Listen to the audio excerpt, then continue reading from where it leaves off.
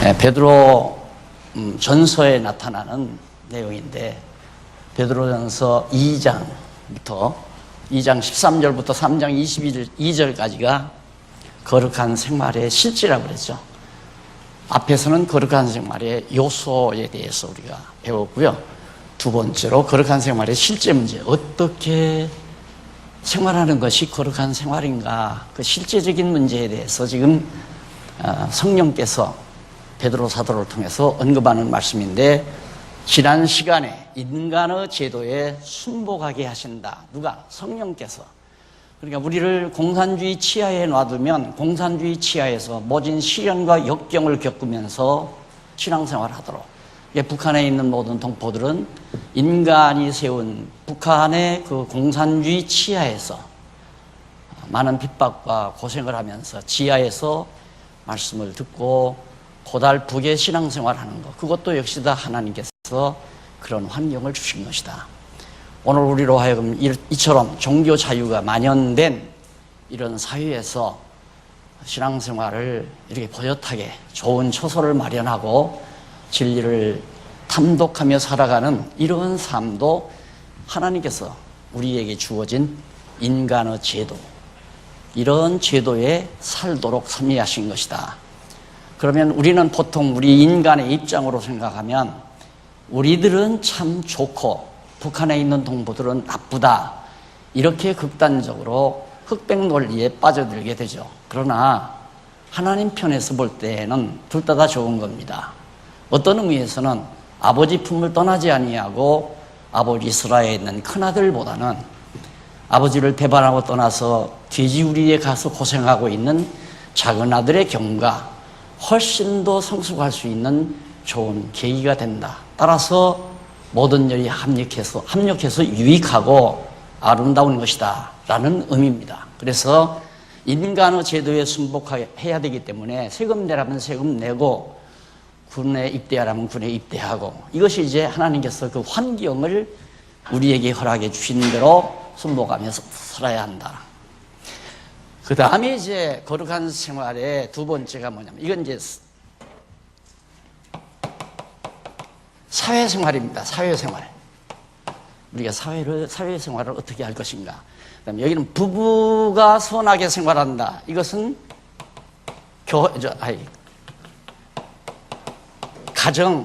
가정교회죠. 내가 늘 강조하는 가정교회. 가정교회 생활을 어떻게 하는가에 대한 내용이 바로 이제 3장 1절부터 교재는 9371페이지에 나타나죠. 그런데 거기 보면 하나님께서 그 9372페이지 제일 상단에 보면, 일찍이 여호와 하나님께서는 아담을 창조하시고 그 갈빗대로 여자를 만들어 둘이 연합하여 한 몸을 이루어 부부로 함께 살아가도록 그렇게 섭리하셨죠. 첫 창조하실 때. 바로 그런 것처럼, 그렇게 하나님께서 구약 처음에 아담을 통해서 가정을 이루게 하신 것처럼 오늘 우리 신약교회도 가정교회를 이루도록 성령께서 역사해 가신다. 그래서 이제 온 가족이 어머니 아버지로부터 더 나아가서 할머니 할아버지, 어머니 아버지, 그리고 자녀들, 손자 손녀들 다 모두가 신앙 안에서 산다고 하는 것은 성령께서 그렇게 살아가도록, 거룩하게 살아가도록 섭리하신 하나님의 은총이죠. 내 공로로 그렇게 되는 것이 아니고 우리의 노력으로 그렇게 되는 게 아니라 성령께서 그렇게 온 가족이 신앙 안에서 화평을 누리며 살아가도록 역사해 주신다. 그걸 가리켜서 소위 우리는 가정교회라고 하죠. 그러니까 가정교회는 억지로 안 되잖아요. 여러분 자녀들 조금만 키워놔도 아버지 간섭하지 마세요. 제가 알아서 다 할 겁니다. 다시 할 말이 없잖아요. 그렇게 얘기되면. 그러니까 그것도 죽일 놈 살릴 놈 할 필요가 없는 거예요. 저 아들의 마음을 누가 주관하는가? 성령께서 주관하시는 거거든요. 그러니까 이미 하나님이 정하신 뜻 따라 가정교회를 이루어서 부부가 정말 선하게라는 말은 하나님이 기뻐하시는 뜻대로 살아간다 이 말이죠. 선이라는 말이 하나님이 좋아하시는 거니까, 하나님이 좋아하시는 걸 선이라고 하니까 선하게 산다는 말은 하나님이 기뻐하시는 뜻을 따라 살아가게 된다. 구체적으로 어떤 삶인가 하면 3장 1절로 베드로전서 3장 1절로부터 2절에 보면 아내들은 남편이 그 선행을 보고 구원 얻기 위해 순복하라고 그렇게 나와 있습니다. 예, 순복하라. 그러니까 그 말을 그 바른 성경은 뭐라고 번역을 했느냐면요. 밑에서 7째 줄 앞부분에 보면 그 바른 성경은 이는 말씀에 순종하지 않는 자들이라도 너희가 두려움으로 행하는 정결한 행실을 보고 말이 아니라 아내의 행실로 말미암아 구원을 받게 하기 위해서 남편에게 순복하라고 그렇게 말한 것이다. 그런 뜻이에요. 그래서 거기 이제 아내 된 자들아 이와 같이 남편에게 순복하라.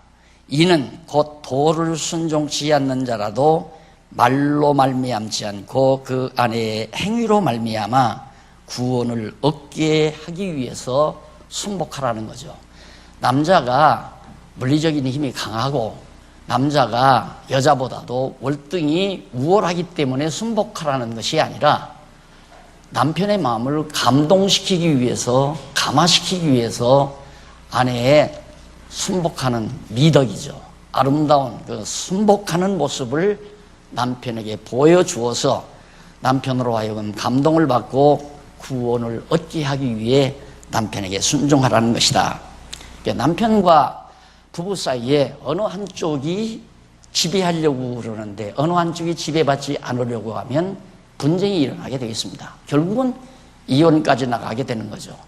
그래서 지배하려고 하는 것이나 지배 안 받으려고 하는 이 모습은 인간이 서로 갈라지는 중요한 요인 역할을 합니다. 그래서 이제 앞으로 계속해서 베드로서 후서에도 나타나는 거지만 교회는 누가 누구를 지배하는 그게 절대 용납이 안 돼요. 목사가 장로를 지배한다거나 장로가 집사를 지배한다거나 그게 성경에 어디에도 그게 존재하지를 않아요. 그런데 끝없이 인간 사회는 벌써 100명만 모여도 100명이 아니죠. 10명만 모여도 여기서 누가 헤게모니를 누가 잡느냐. 요즘 젊은이들 결혼하면서 제가 주례를 자주 하다 보니까 결혼하면서 남자친구들이 신랑 데리고 가가지고 너 첫날 밤이 중요하다. 잡아야 된다. 알았어. 단둘이 사랑으로 만난다는 부부 사이에도 하나는 지배하고 하나는 지배 받게 하려는 것이 인간의 끝없는 욕망이에요. 그리고 에덴 동산에서 아담이 타락한 것도 그거 아닙니까? 하나님이 잘 에덴 동산을 다스려 가는데 하와가 뱀의 유혹을 받아서 너 하나님과 같이 된다. 그러니까 하나님과 같이 된다는 말은 내가 지배권을 가지고 산다 그 말이죠. 거기에 넘어가지고 타락한 거 아니에요. 그러니까 교회도 누가 말썽을 일으키는가? 지배하려는 자가, 성도들을 지배하려는 자가, 성도들을 자기 수하에 집어넣으려는 자가. 그래서 한국교회 모든 목사님들이 그것 때문에 이제는 자숙을 하잖아요. 우리 목사들이 다 잘못됐다. 지난 화요일 날 내가 말씀을 드렸나요? 어제 특강에서 말씀했지만 한국교회 이제 원로 목사님들이 모여가지고 한국교회의 침체의 원인이 뭐냐? 우리 목사들의 잘못이다. 그래가지고 자기들 종아리를 걷어붙이고 자기가 회초리를 들고 자기 종아리를 때렸다. 옛날에 그런 말 많이 있었잖아요. 부모가 자식 교육 시킬 때. 그런다고 이제 나이 드신 목사님들이 바지 걷어붙이고 종아리 때렸다고 해서 한국교회 문제가 해결이 되겠습니까? 근데 뭔가 잘못한지는 알고 있는 거예요. 그 잘못이 뭔가? 혼자 다 거머쥐고 좌지우지한 것. 내 마음대로 장로 세우고 내 마음대로 권사 세우고 돈도 내 마음대로 쓰고 교인들 다 내 마음대로 부리고 그게 한국교회 목사님들이 누구나 가지고 있는 행태란 말입니다. 그래서 그저께도 교계 중진을 만났는데 이분이 그래요. 한국교회 대형교회 목사님들이 지금 제일 부패했고 제일 고뇌가 많다고. 어떻게 할 줄을 모른다는 거예요 이제.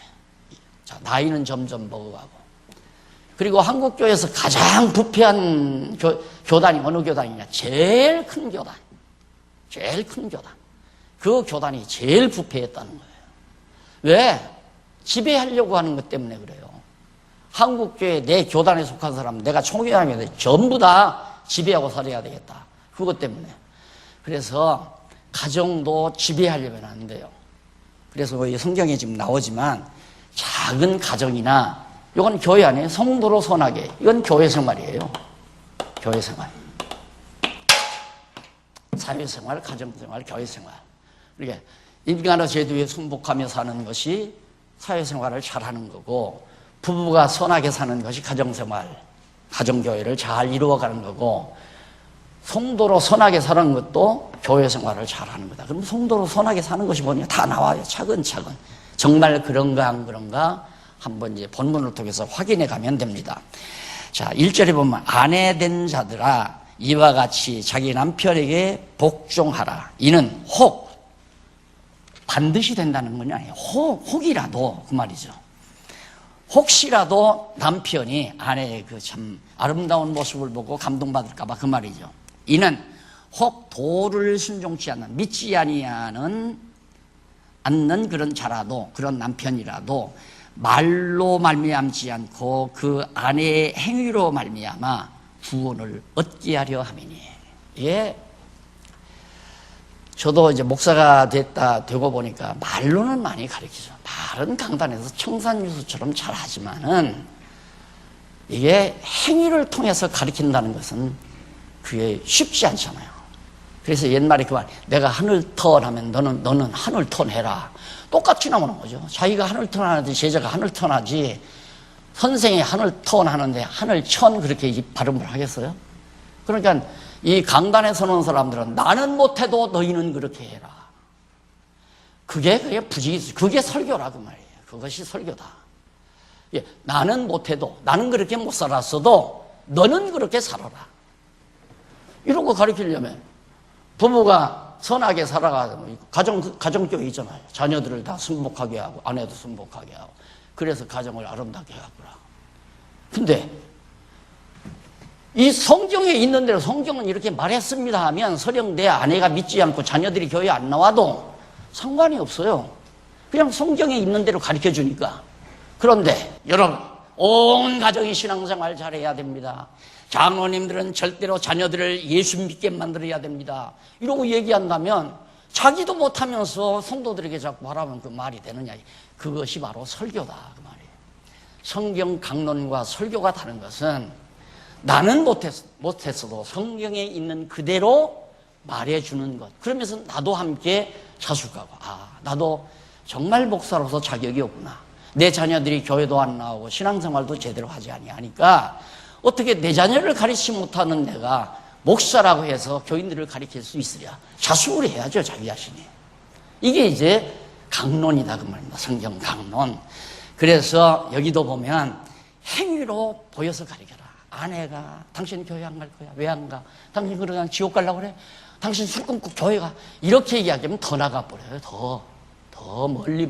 그래, 너는 천국 가고 나오는 지옥 가자. 역반응이 생기고. 그러지 말고, 야, 봐라, 저 아내가 어떻게 저렇게 아름다워지냐. 이런 감동이 나오도록 남편에게 그냥 굽신굽신 하라는 게 아니죠.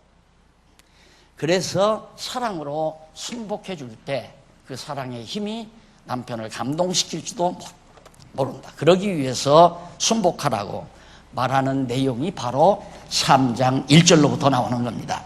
그러면서 너희의 두려워하며 정결한 행위를 봄이라. 그러니까 남편이 아내의 좀 조심스러워, 두려워한다는 말은 남편을 조심스러워하고 그리고 정결하게 행동을 할 때 그것을 보고 남편이 감동을 받는다. 그래서 너희 단장은 머리를 꾸미고 금을 차고 아름다운 옷을 입은 외모로 하지 말고, 남편을 감동시키기 위해서 갑자기 화려한 옷을 입고 아주 짙은 화장을 그러다 뺨 맞았다는 사람이 있잖아요. 이 여자가 미쳤나 하고. 그걸로 남편이 감동이 안 된다는 얘기죠. 그래서 사도 바울은 성령께서 사도 바울을 통해서 가정교회를 아름답게 세워가는 귀한 키는 아내에게 굉장히 비중이 많다. 이걸 지금 사도 바울도 이해하기 때문에 바울이 아내를 먼저 거론하잖아요. 그런데 여기 신문에 보니까 가족 간에 누가 누구를 제일 사랑하느냐 그게 나왔는데 심리학적으로 나왔는데 외손자 외손녀를 외할머니가 제일 사랑한대요. 그래서 그게 왜 그러느냐 하면 엄마의 DNA가 딸에게 100% 전달된답니다. 엄마의 DNA가.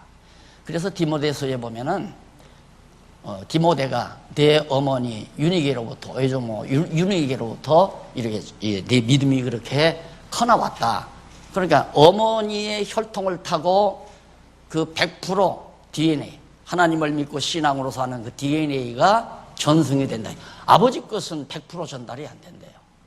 그래서 좋은 어머니 밑에서 좋은 아들이 낳는다고 하는 옛말도 있는 것이 다 심리학적으로도 그런 것 같아요. 그래서 여기도 보면 아내들이 가정교회를 잘 세우느냐 안 세우느냐. 자, 주일날 교회 못 가게 하려고 자꾸 바람 쐬러 나가자, 어디 애들 데리고 바닷가로 가자, 남편이 그렇게 졸라댄다 이 말이에요. 그러면 나는 그거 못해, 나는 집사니까 교회 가야 해 하고 맞서버리면 가정은 이제 점점 멀어져 가는 거죠. 맞서지 말고 가자면 일단은 가야죠. 안 그래? 나는 가라고 생각해요.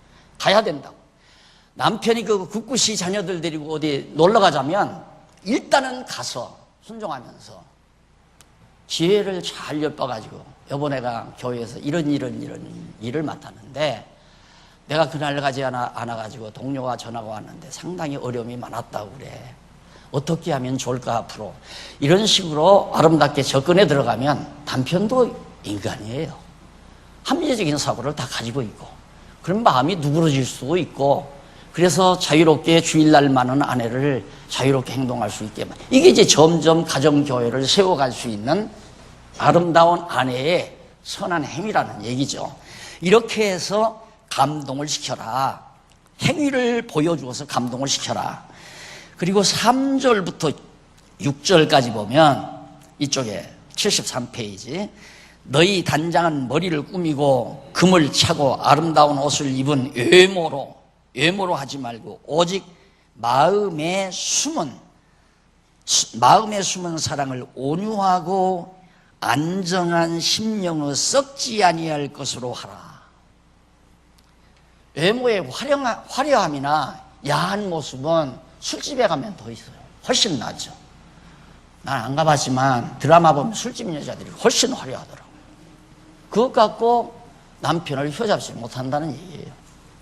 그래서 내면에 고매한 모습으로 남편을 감동시키는 이것이 가정교회를 세워가는 중요한 하나의 힘이 되어진다는 사실을 성령께서 베드로 사도를 통해서 지금 밝혀주고 있습니다. 자, 그러면서 그 다음 계속해서 보면 왜 그러냐면 심령에 썩지 아니할 그것으로 해야 되는 이유는 하나님 앞에 값진 것이기 때문에 하나님 앞에는 내면의 치장이 내면을 가다듬는 것이 훨씬 금을 차고 보석을 차고 머리를 꾸미는 것보다 훨씬 낫다. 그러면서 5절에 보면 이렇게 말합니다. 5절에는 전에 하나님께 소망을 두었던 거룩한 부녀들도 이와 같이 자기 남편에게 순복함으로 자기를 단장하였느니라. 아브라함의 사라 경우를 들죠. 우리 배웠잖아요. 아브라함의 사라가 얼마나. 그걸 보면 하나의 예상을 할 수가 있는데 상상을 할 수가 있는데 아브라함은 지금 호롤단신 중동에서 그 고향 땅 거기에서 떠나와서 가나안 땅에 왔단 말입니다. 근데 하나님은 아브라함을 통해서 하늘의 별과 바다의 모래알처럼 자손을 많이 준다고 약속을 했는데 사라가 아이를 못 낳잖아요. 사라가 아이를 못 낳는데 우리는 도덕적으로 생각하면 어떻게 그럴 수 있나. 사라가 아들 못 낳으면 혼자 그냥 살아야지 이런데 도리어 사라가 먼저 남편의 마음을 읽는 거죠. 내가 이 집안에 와서 자녀를 많이 낳아줘야 되는데 아들을 못 낳았으니까 남편이 얼마나 마음에 부담이 많을까. 그걸 먼저 사라가 헤아린 거예요. 그래서 자기 몸종인 하가를 갖다가 아브라함에게 소개했잖아요. 여보, 나는 도저히 이제 기능상실도 했고 나는 당신에게 아내로서의 임무를 다 감당하지 못했어. 성경에는 없지만 심중을 얘기하는 거예요. 그러면서 이 하가를 통해서라도 당신의 대를 이을 수, 유업을 이을 수 있는 아들 하나 낳으십시오. 그러니 이 할아버지가 얼마나 힘을 쭉 하고 입이 부러졌겠어요. 좋아가지고. 그래가지고 낳은 거 아니에요. 그게 이스마일이란 말입니다. 그게 중동 국가의 조상 아니에요. 이라크, 이란, 이 지역에 사는 사람들의 조상이 바로 이스마일이란 말입니다. 그러니까 이스마일 족속들도 우리 조상도 아브라함이다. 나도 아브라함 자손이다. 그리고 지금 자기들도 하나님 믿는다는 거예요. 그런데 이스라엘은 그게 아니라, 야, 이스마일은 그건 아니다. 그 첩의 자식이다. 본처의 아들 야곱의 후손이랴. 야, 그러니까 이삭의 후손, 야곱의 후손이라야 진짜 이스라엘 자손이다. 그래서 그렇게 족수로 싸우잖아요. 첩의 자식하고 본처의 아들. 그래서 하나님께서 그만 이 사라의 마음을 읽고 사라에게, 본처 사라에게 아들을 알아준 것이 이삭 아닙니까? 그걸 예로 들면서 가정을 이만큼 아름답게 아내가 순복함으로 아름다운 아브라함의 가정을 이룬 것처럼 오늘 우리 신약의 성도들도 가정교회를 이루는데 최선을 다해야 된다. 그러니까 보통 그렇습니다. 자녀들이 누구의 영향을 더 받는가? 그건 두말할 것 없이 어머니의 영향을 더 받는 거죠. 왜? 어머니는 항상 자녀들과 시간을 많이 갖잖아요. 아버지는 자녀들과 시간을 많이 못 갖고. 그러니까 현숙한 아내 밑에서 현명한 아들이 자라난다. 이게 아빠 때문에 그런다 핑계 대지 말고 품에 안았을 때부터 엄마들이 가정교회를 세울 목표를 정하고 이게 내가 한다고 하는 거예요. 하나님께서 그렇게 성령이 감동을 주어서 하게 만들어간다 이 말이에요.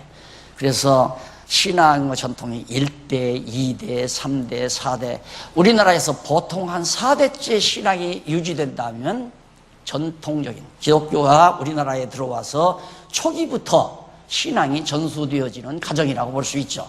그것이 이제 가정교회가 잘 세워지는 거예요. 그래서 이렇게 선하게 살아가는 방법이 아내들에게 있으니까 순복하라. 그러면서 6절 한번 보실래요? 사라가 그랬는데 아브라함을 주라 칭하여 복종한 것 같이 너희가 선을 행하고 아무 두려운 일에도 놀라지 아니하므로 그의 딸이 되었느니라. 아브라함이 정말 하나님의 딸로서 가족의 딸로서 여자로서 아름답게 살았다. 그 다음에 그러면 남편들은 어떻게 되는가? 남편들은 7절에 나와요. 3장 7절에 보면 남편 된 자들아 이와 같이, 여기 이와 같이란 말은 그 아내가 그렇게 순복한 것 같이 그 말이죠. 지식을 따라 너희 아내와 동거하고. 요즘 걸핏하면 동거를 안 하잖아요. 그걸 아내도 원하고 남편도 원하고. 그게 동거 안 하는 가정들이 참 많죠. 이게 이제 경제 발전이 가져다 준 이제 피해예요. 사실 따지고 보면. 왜 그러냐면 경제가 발전이 되어버리면 내면을 추구하는 게 아니라 외면을 추구해요. 외적인 걸 추구해요. 얼마나 좋은 차를 타는가, 얼마나 좋은 집에서 사는가, 얼마나 좋은 걸 먹고 사는가, 전부 거기에 관심이 많고, 그 다음 얼마나 즐겁게 살 것인가. 저 사람이 즐겁게 사나 내가 즐겁게 사나 이쪽으로 관심을 가지다 보니까 아내하고 같이 살면 늘 짜증 부리고, 당신 그렇게 짜게 먹으면 안 돼, 고춧가루 먹으면 안 된다, 찬 걸 먹으면 안 된다, 일일이 간섭하니까 잔소리들이 나가버리잖아요. 그러니까 나이가 들면 아내들도 잔소리가 많아지잖아요. 그 잔소리가 남편을 사랑하는 방법이라고 당신들은 생각을 하죠. 근데 잔소리가 남편들은 어떻게 들리자면 가리키는 것으로 들려요. 초등학교 선생이 학생 가리키는 것으로. 찬 거 먹지 말아라, 많이 먹지 말아라, 제때 먹어라, 늦잠 자지 말아라. 이제 그러다 보니까 듣기 싫으니까 그냥 나가버려. 나가가지고 그냥 밥 사먹고 그냥 친구들하고 놀고 술 먹다 놀고 그러다 보니까 이제 점점 이제 가정은 멀어져 버리고 자기만의 생활이 많아져 버리고 그러다 보면 이제 가정교회가 무너져 버리는 거죠. 그래서 이 남편들도 7절에 나온 말씀대로 지식을 따라 너희 아내, 지식이란 말은 그냥 무조건 감정으로 살아가는 얘기 아니에요. 그래서 보통은 우리 이제 불신자들은 콧날만 이뻐도 이제 아내 삼고 싶어 하잖아요. 다리만 미끈하게 잘 빠졌어도 내 아내 감이다. 그게 이제 A형을 택하는 거거든요. 근데 지식을 따르면 이성적이란 말이에요. 저 여자가 나하고 가치관이 맞은가? 정말 같은 방향을 향해서 걸어갈 수 있는 남자인가? 너그럽게 모든 실수를 용납할 수 있는 남자인가? 나를 감싸줄 수 있는 남자인가? 이런 것들을 아내도 따질 뿐만 아니라 남편도 역시 저 아내가 진짜 나의 평생 동반자가 될 수 있을까? 이런 것들을 생각해서 만나는 것이 지식을 따라 만나는 거예요. 그러니까 이렇게 지식을 따라서 어떻게? 너희 아내와 같이 살아라.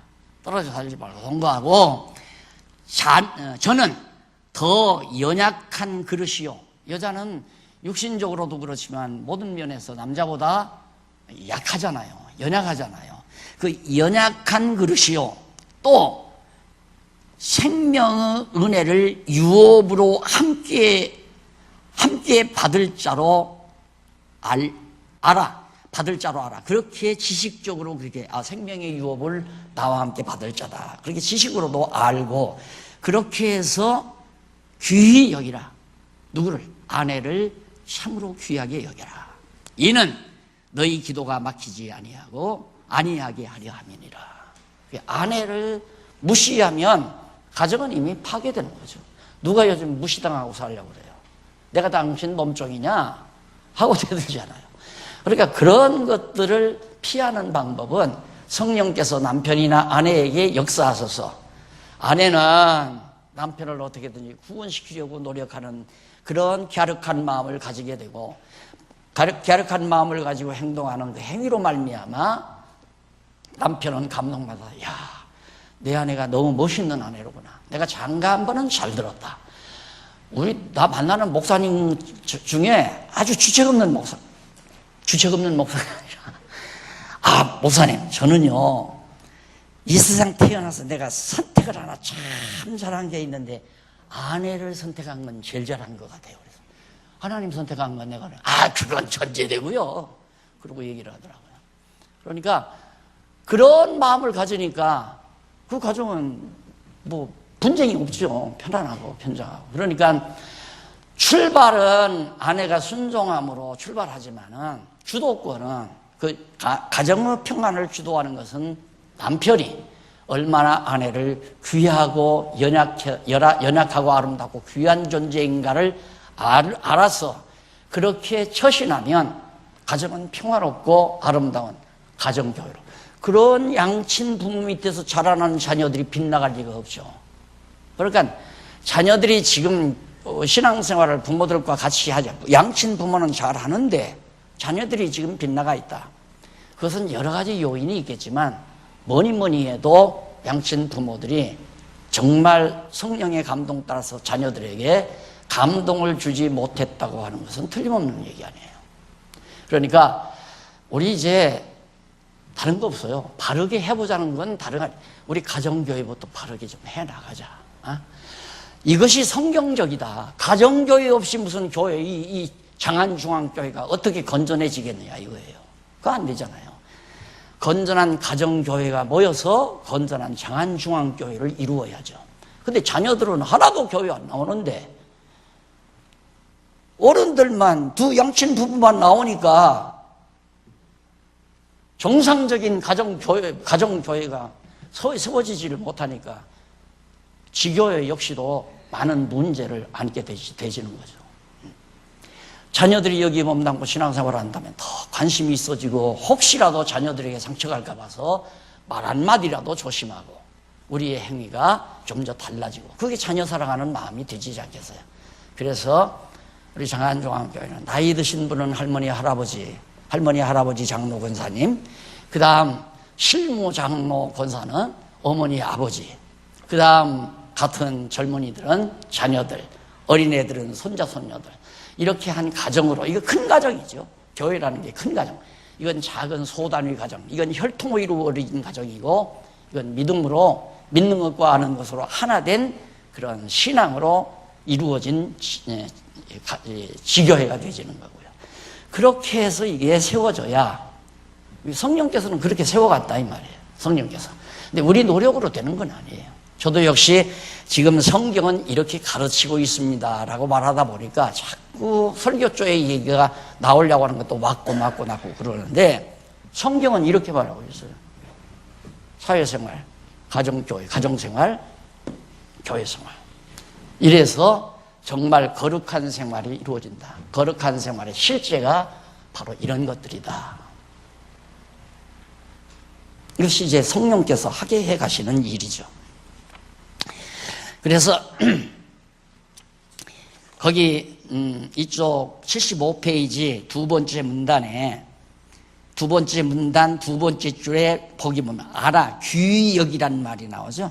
그 귀히 여기라고 하는 말은 무슨 뜻이냐면 가치를 존중하라, 그렇게 번역을 해야 돼요. 귀하게 여기라는, 그 아내, 연약한 아내의 가치를 존중해 주거라.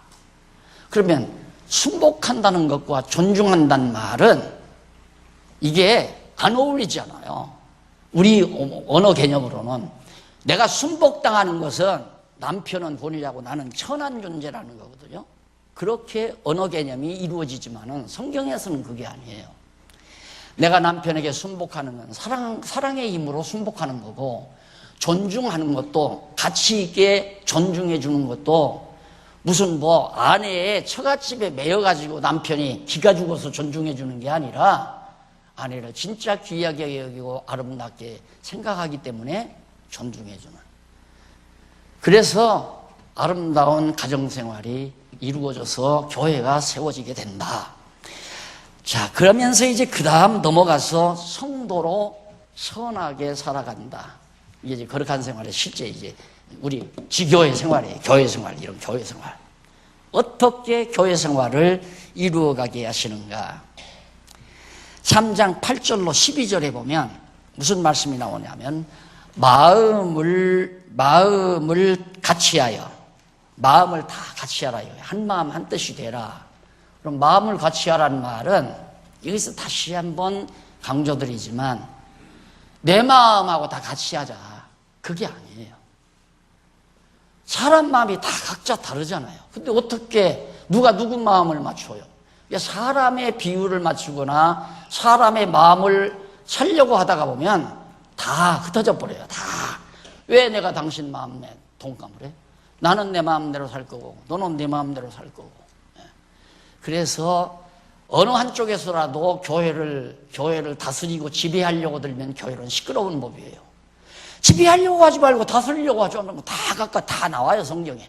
각각 받은 은사대로 그냥 살아가면 평안해요.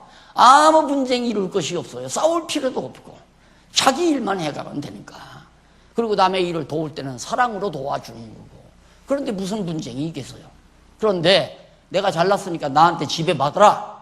너 내 안에 들어와. 너 왜 내 말 안 듣고 다른 사람 말 들어? 이렇게 되면 교회 파벌 이루어지고 마는 거죠. 파당 이루어지고. 그래서 교회가 갈라지고 또 갈라지고 또 갈라지고. 그래서 한국교회가 숫자가 이렇게 많잖아요.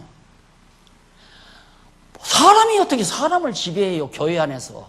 이 정치 집단에서는 사람이 사람을 지배해요. 그건 사회 세속 정치 속에서 하는 일이지.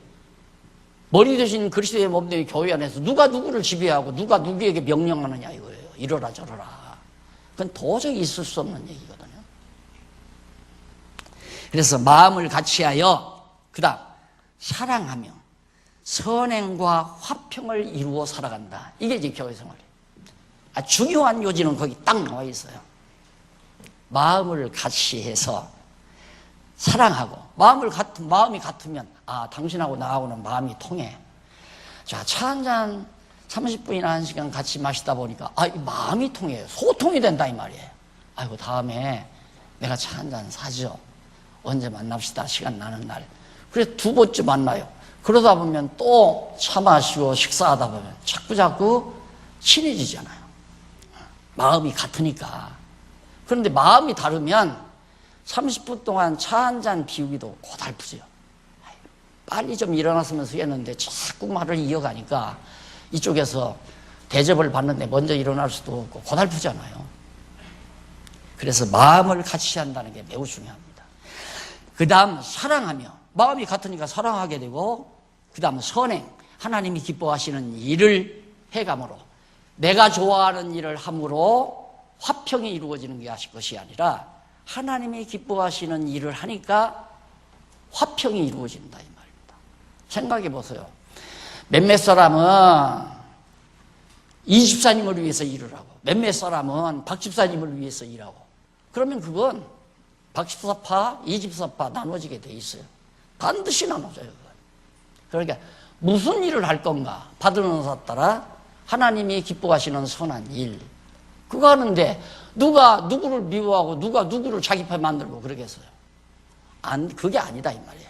그러니까 마음을 같이하여 사랑하며 선행과 화평을 이루어 생활하는 것이 이제 지교의 생활이다. 8절 한번 보십시다. 정말 그런가? 마지막으로 말하노니 너희가 다 마음을 같이하여, 분명히 나오죠. 체휼하며 형제를 사랑하며 불쌍히 여기며 겸손하며 악을 악으로 욕을 욕으로 갚지 말고 도리어 복을 빌라. 참 어려운 얘기죠. 이게 사람으로는 어려운 얘기. 저쪽 사람이 나를 욕한다는데 내 입에서 욕이 나가지 어떻게 복을 빌어요. 그게 안 되잖아요. 이게 사람의 능력으로는 안 돼. 그게 성령이 하시는 거다. 네, 또 써드리죠. 이 거룩한 생활, 이거 누가? 성령께서. 그래서 성령이, 예수 그리스도께서 성령을 이 세상에 보내신 이유가 그 성령께서 이렇게 하게 하셔가지고 가정교회도 이루고 지교회도 이루고 이렇게 하나님 나라의 거룩한 생활을 하도록, 여기서 성도로 그랬죠. 성도라는 말은 거룩한 무리로 그 말이에요. 거룩한 무리가 교회 아니에요. 이게 교회. 성도는 거룩한 무리예요. 이게 거룩한 무리들이 모인 곳이 그거의 교회거든요. 이게 교회로 선하게 살아간다. 이게 교회 생활이에요. 그러니까 우리가 이 교회에 나와가지고 교회를 통해서 우리 장안중앙교회 성도들, 몇백 명의 성도들이 당연히 마음을 같이 해야 되는데 무슨 마음으로? 예수 그리스도의 온유하고 겸손한 마음으로, 그리스도의 마음으로 하나가 돼야 되죠. 어느 내 마음대로, 내 마음과 똑같이 마음을 맞춰라. 어느 목사가 임지에 가가지고 그렇게 얘기를 했대요. 그러니까 참 지혜로운 말이라고 그렇게 총평을 하더라고요. 내가 들을 때는 야, 저 완전히 웃기는 사람이다. 근데 그때 그 말 들을 때 그렇게 생각했거든요. 무슨 말이냐면, 처음에 목사가 따고 하고, 여러분, 나는 여러분 수천 명, 수백 명의 마음을 내가 다 맞출 수 없습니다. 그러나 여러분 모두가 나 한 사람만 맞추기는 쉽지 않습니까? 그러니까 내 마음 맞추고 사십시오. 그러니까 그 목사님들이 그 말에도 참 나도 이 다음은 그렇게 하겠다 이거예요. 그래 내가 그 말을 듣면서 참 웃기는 소리다. 그래서 날 따르라고 해요. 목사님들이 다 날 따르라. 다른 사람 따라가지 말고 날 따르라. 그러다 보니까 한국교회가 지금 완전히 절단나고 있잖아요.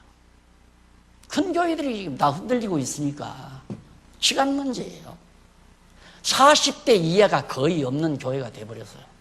그럼 40대 이하면 7, 80이면 다 세상 떠날 거 아니에요. 7, 80 떠날 때 중간 곳에서 떠나가면 한 10년, 20년 이후에는.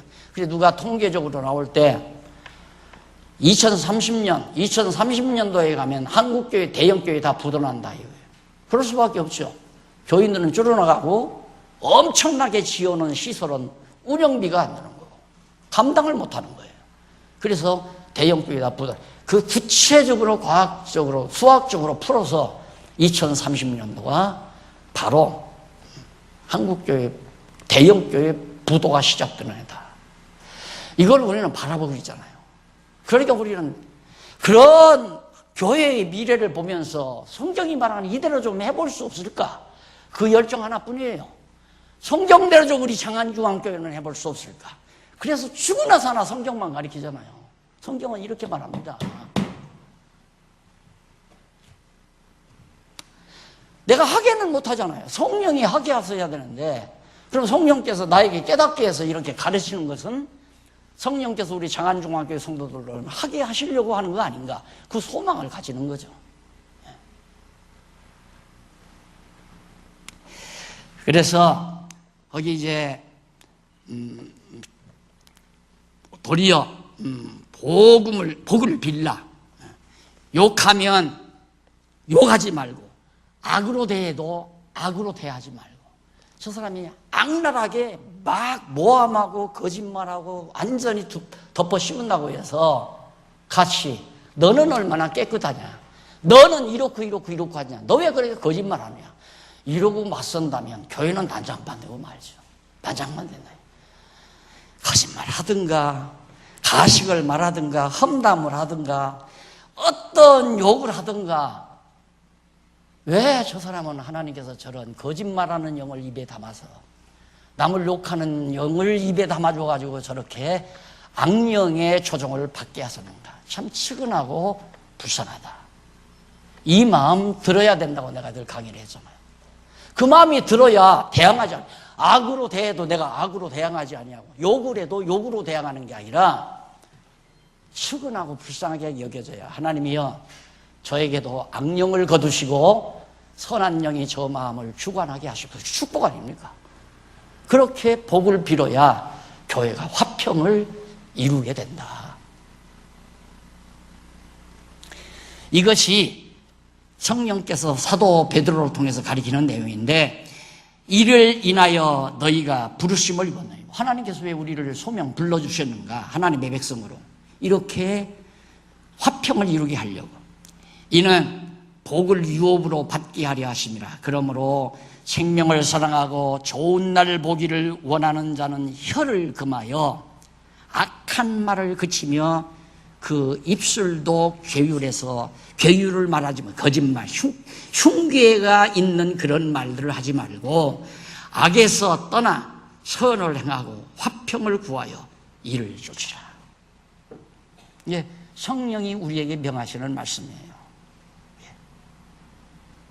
사랑하고 좋은 날 보기를 원하는 자, 혀, 이게 제일 무섭습니다. 여러분, 나는 우리 장안중앙교회 두어 번 엎어버렸는데, 이 엎어지는 근본 원인이 혀 하나 때문에. 장로님, 사모님 입술 하나가, 이 혓바닥 하나가 교회를 발칵 다 망가뜨리더라고요. 그걸 내가 경험했잖아요. 그러니까 이걸 아시면은 벌써 뭐 시끄럽고 막 이상한 소리가 돌면, 아하, 이거 거짓말하는 역이라든가 소란스러운 개구리 영 같은 게 지금 귀신이 역사하시는구나, 이렇게 생각하면 돼요. 그러니까 이것도 다 성령께서 그렇게 해가시는 거거든요. 왜? 연단을 시키기 위해서. 한 번 연단해. 예, 입 조심해야 돼. 입 조심. 그러면 입만 조심하면 교회는 조용하잖아요. 입만 조심하면. 그래서 혀를 금하여 악한 말을 그치며 그 입술로 괴유를 말하지 말고 아주 괴상스러운 흉계를 꾸민 흉측스러운 말, 아주 더러운 말들을 하지 말고 악에서 떠나 선을 행하고 화평을 구하여 이를 쫓으라. 이것이 주의 낯을 악행하는 자들을 향하시느니라. 하나님께서는 주의 낯이 그렇게 악행하는 자들을 향해서 얼굴이 향하고 있다. 너 지금 왜 그러느냐 하고 하나님이, 진노의 하나님이 지금 바라보고 계시다 이거죠. 그러면서 13절 넘어갑니다. 13절 넘어가 보면 9379페이지 13절로 17절에 보면 의를 위해 고난받으며 담대히 선한 양심을 갖고 생활해라. 의를 위해서 고난을 받아. 의라는 것도 하나님이 기뻐하시는 일이니까. 13절 보십시다. 또 너희가 열심으로 선을 행하면 누가 너희를 헤아리요. 그러나 의를 위하여 고난을 받으면 복 있는 자니 저희의 두려움을 두려워 말며 소동치 말고 시끄럽게 하지 말라 이 말이에요. 너희 마음에 그리스도를 주로 삼아, 우리 마음에 그리스도를 주로 삼아 걸어가게 하고 너희 속에 있는 소망에 관한 이유를 묻는 자에게는 대답할 것을 항상 예비해야 돼. 온유와 두려움으로 하고 선한 양심을 가지라. 이는 왜 선한 양심을 왜 가져야 하냐면 그 이유는 그리스도 안에 있는 너희의 선행을 욕하는 자들로 그 비방하는 일에 부끄러움을 당하게 하려 함이라. 어느 분이 요즘 목사님 심정이 어떻습니까? 그래서 늑대 소년 생각이 자주자주 떠오릅니다. 내가 그랬어요. 초등학교 때 배웠나요? 국어책에 늑대 소년 그 이야기가 이솝 이야기인가요? 거짓말에 온통 막 이놈 자식이 늑대 나왔다고 그러니까 온 동네가 시끄러웠잖아요. 두 번째도 약간 그러다가 세 번째 진짜 늑대가 나왔는데 조용한 거야. 거짓말이니까.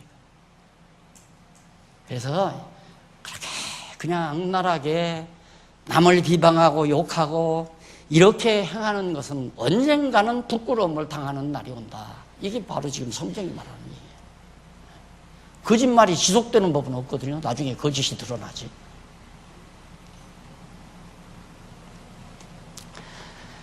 자, 그래서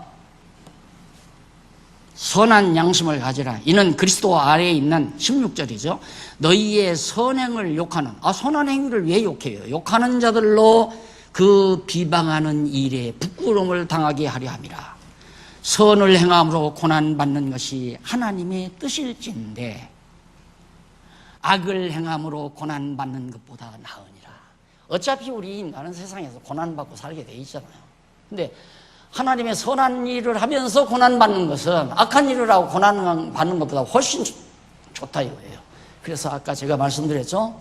의를 위해 고난받으며 담대히 선한 양심을 가지고 생활하는 것이 성도로서 선하게 살아가는 교회 생활이다 그 말이에요. 교회 생활이 주일날 아침 11시에 모여서 제사 드리고 하나님 앞에 제사 드리고 제물 갖다가 드리고 축복 달라고 기도하고 그것이 하나님이 기뻐하시는 교회 생활이 아니라 지금 말하고 있는 이게 우리 생활이에요. 그냥 삶의 제사, 생활의 제사. 그래서 우리가 아직도 육신의 소욕이 있기 때문에 선한 일을 갖다가 욕할 수도 있고 비난할 수도 있고 있어요. 그러나 그런 것들을 통해서 깨달아지는 거냐. 그러면 안 되겠구나.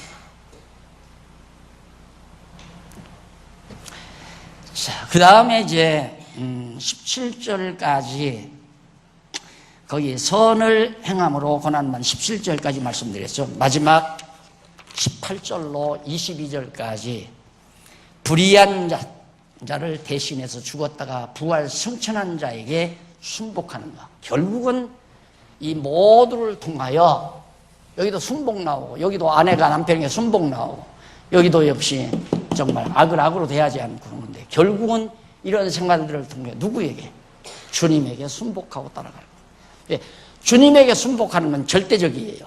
아내가 남편에게 하는 건 상대적이고 종이 주인에게 하는 것도 상대적이고 백성이 왕에게 하는 것도 상대적이고 그러나 이런 모든 상대적인 순복하는 삶을 통하여 절대자이신 하나님께 주님에게 머리 되신 주님에게 순복하는 삶이 바로 교회 생활이다.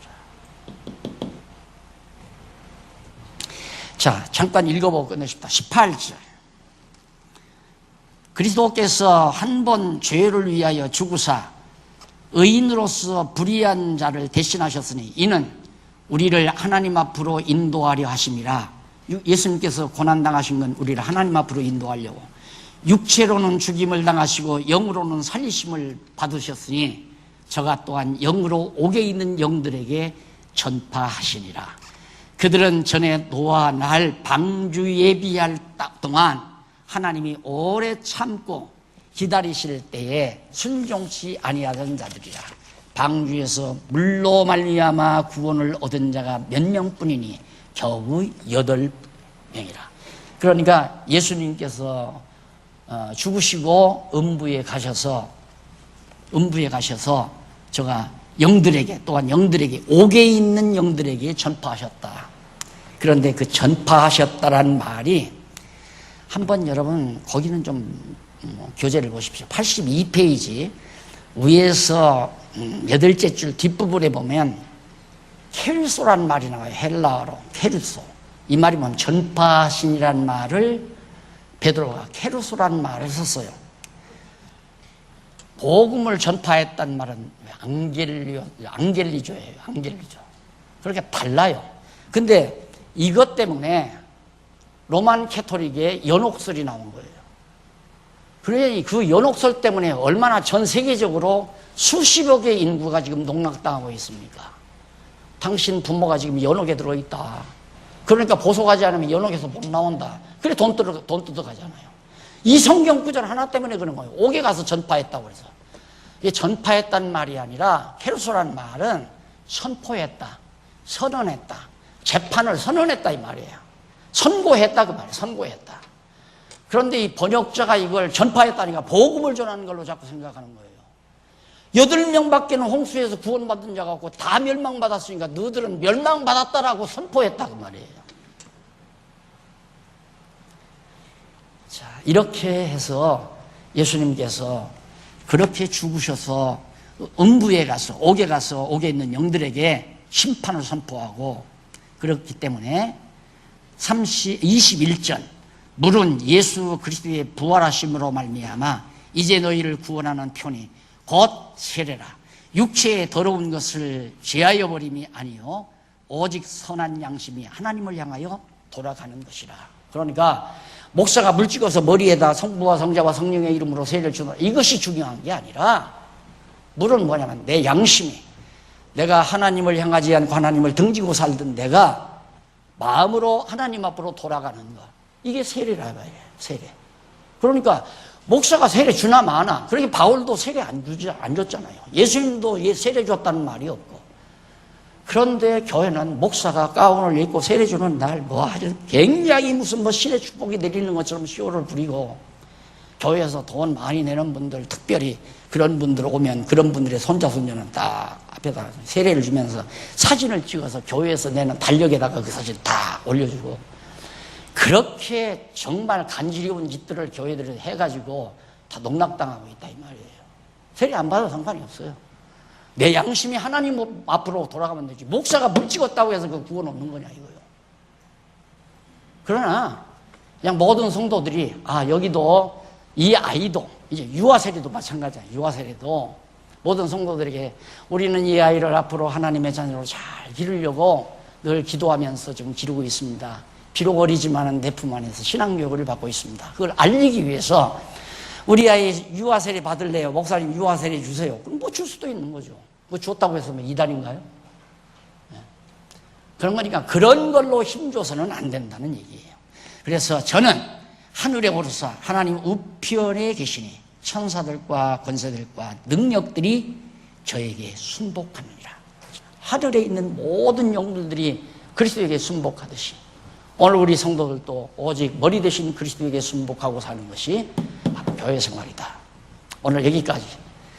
다음 시간 4장부터 할 겁니다. 아주 4장은 거룩한 생활의 결과입니다. 우리가 이 거룩한 생활의 결과가 어떻게 맺어지는가, 이거에 대해서 미리 교재 있으신 분은 미리 읽고 오시면은 제 강의 속도가 조금 더 빨라질 수 있겠습니다. 기도하십시다. 자비로우신 하나님 아버지, 은혜를 감사합니다. 눈을 뜨게 하시고 귀를 열게 하소서. 살아있는 하나님의 말씀 듣게 하시고 우리들의 잘못된 신앙생활을 바르게 정리하고 정말 바르게 잡아갈 수 있는 계기를 주신 하나님 아버지 감사합니다. 우리 장안중앙교회 저도 사랑하고 우리 성도들도 사랑하고 우리 주님께서도 사랑하는 줄 압니다.